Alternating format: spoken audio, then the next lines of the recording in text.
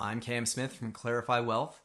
Recently, I was asked the classic question, hey, what do you do for work? I said, well, I'm a wealth advisor. I spent 10 years at the bank, then started Clarify Wealth last year. And then they hit me with the interesting follow up of, so now that you're on your own, how do you get your research? I paused for a moment and I asked, what kind of research are you talking about? They said, well, my guy at the bank has a team of people. They pick stocks and send me research on the various companies they own. So, biting my tongue, I asked, is the research any good? He chuckled. Well, sometimes yes and sometimes no. The conversation got me thinking, okay, let's talk about research. If the greatest trick the devil ever pulled was convincing the world that he didn't exist, then the greatest trick in stockbroker land is convincing the world that investment research is unbiased, accurate, valuable to the end investor, and it's often just a Wall Street puppet show. Here's how research works in the world of stockbroker land. At the big firms, stock market research is marketed as a selling point. They claim to have access to various expert analysts and companies that they're supposed to be looking out for and creating better portfolios for investors. In theory, this creates better returns. That's the pitch, but in reality, it couldn't be further from the truth. How they really work is if you ever look closely at stock market ratings, you'll notice that there's hold, buy, or actionless buy on these companies. So rarely do you see a sell recommendation before it happens. And when it does, it's probably too late. Why? Simple. In stockbroker land, nobody wants to offend anyone.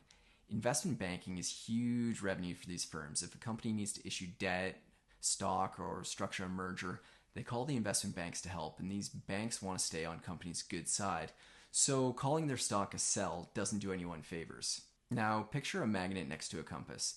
The analyst knows where north is, but if you could just nudge it a little bit slightly in the bank's favor, that'd be in everyone's best interest.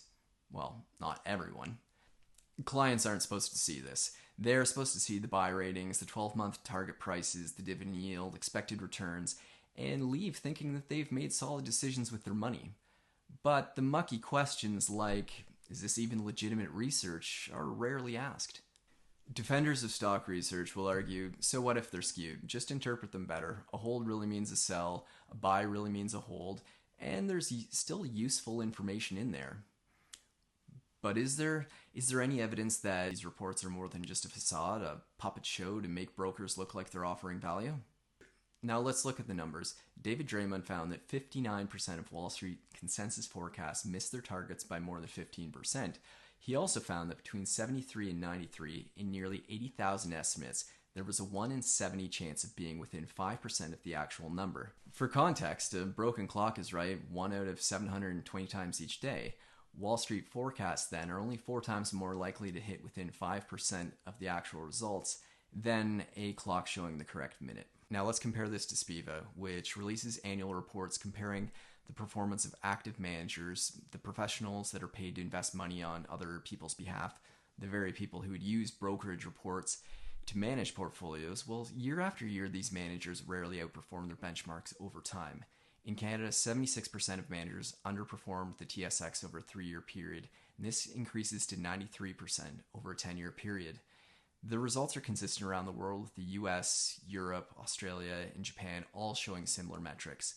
I'll link the full report in the notes. Well, so what if most underperform? Just pick the good ones and stick with the ones that have performed well in the past. Even those that have outperformed in the past show no more likelihood of continuing to outperform in the future. Spiva also has a persistent scorecard studying how funds formerly in the top quartile fare over subsequent years. Among the US top quartile funds within all reported active domestic equity categories as of December 2019, not a single fund remained in the top quartile over the next 4 years. The percentage of top half actively managed domestic equity funds consistently remaining in the top half over a 5-year period was less than a random distribution would suggest, evidence that active outperformance, when it occurs, tends to be the result of luck rather than genuine skill. A common thread over time is that fewer and fewer active managers are able to outperform their benchmarks. So, back to stock research reports. Are they anything more than a marketing or puppet show? What's the point of stock research if it's not leading to better outcomes for the end investor? So to answer the initial question of where do you get your research, the first step is to understanding what qualifies as research and what doesn't. And for the rest, Maybe it's time we stop watching the puppet show entirely.